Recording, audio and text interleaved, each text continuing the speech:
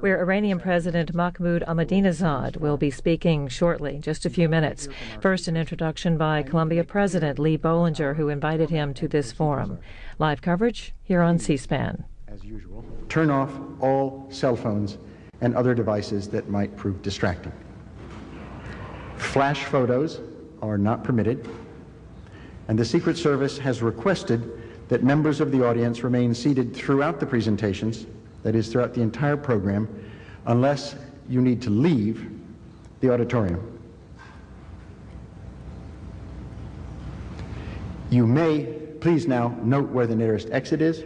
You may leave the auditorium at any time, but if you do so, the Secret Service may not allow you to re-enter. As part of our School of International and Public Affairs and World Leaders Forum, we have today an extraordinary opportunity to directly engage the President of the Islamic Republic of Iran.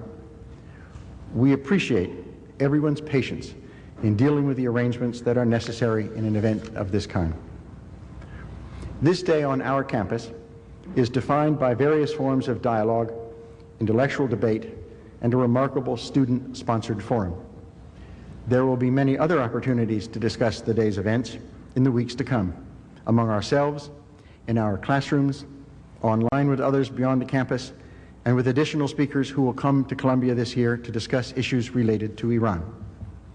For those of us in this auditorium, our responsibility today is to listen and offer questions in an atmosphere of civility and restraint. As you know, the rules of university conduct do not allow us to disrupt or limit the free exchange of ideas, as that would undermine the core values of our institution and indeed our society.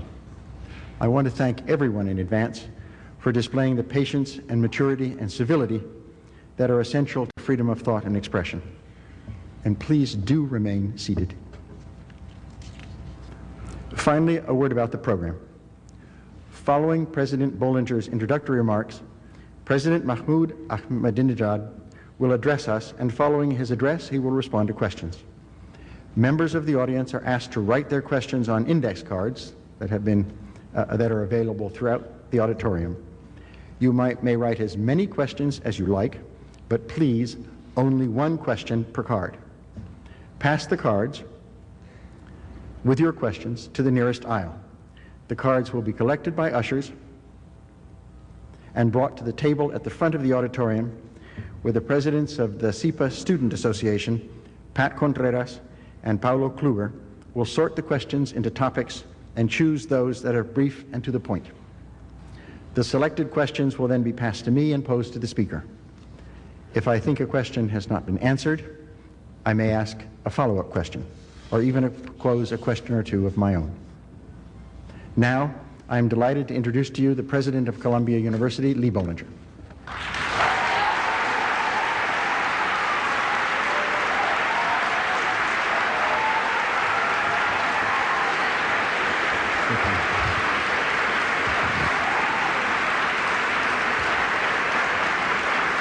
I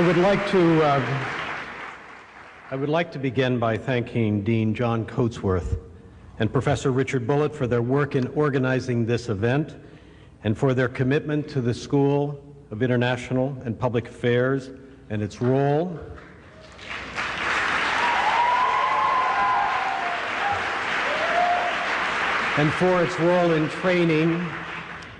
in training future leaders in world affairs.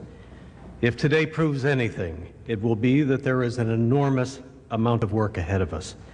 This is just one of many events on Iran that will run throughout the academic year, all to help us better understand this critical and complex nation in today's geopolitics. Before speaking directly to the current president of Iran, I have a few critically important points to emphasize. First, since 2003, the World Leaders Forum has advanced Columbia's long-standing tradition of serving as a major forum for robust debate, especially on global issues.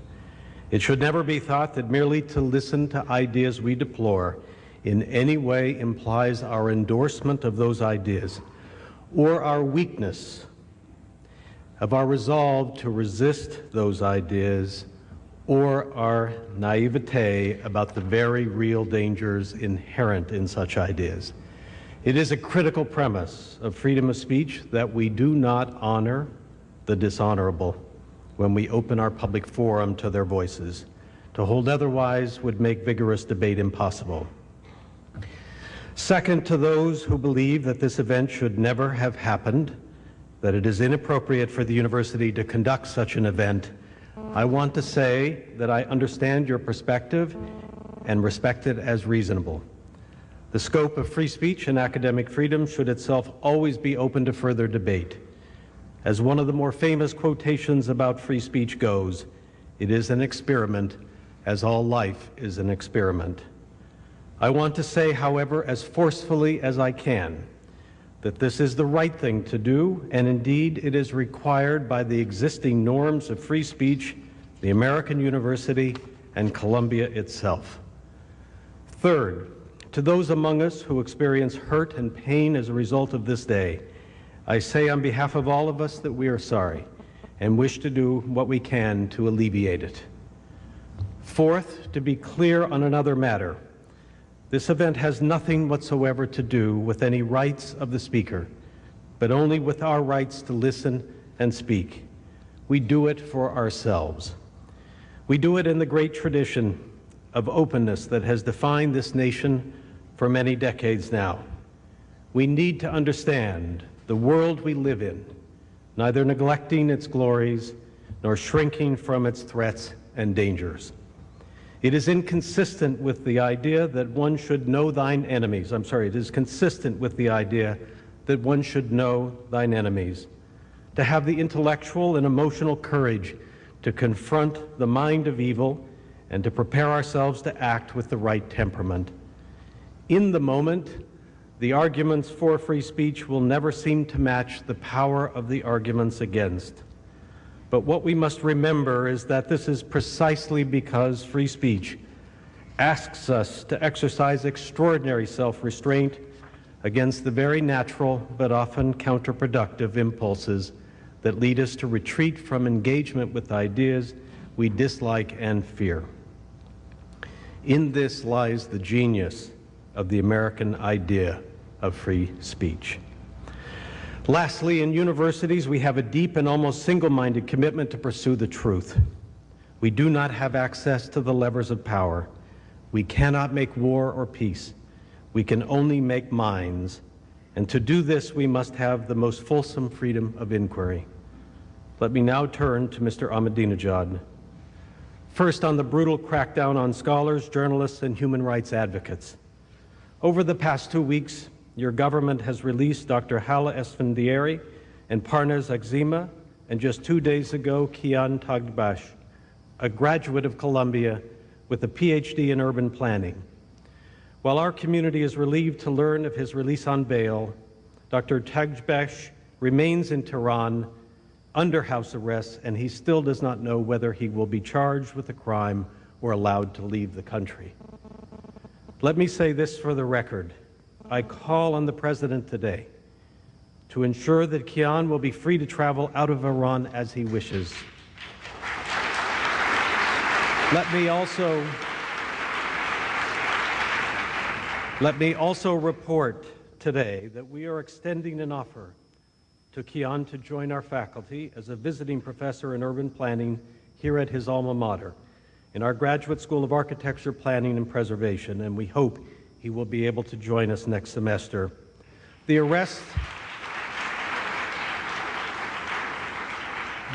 and imprisonment of these Iranian Americans for no good reason is not only unjustified, it runs completely counter to the very values that allow today's speaker to even appear on this campus.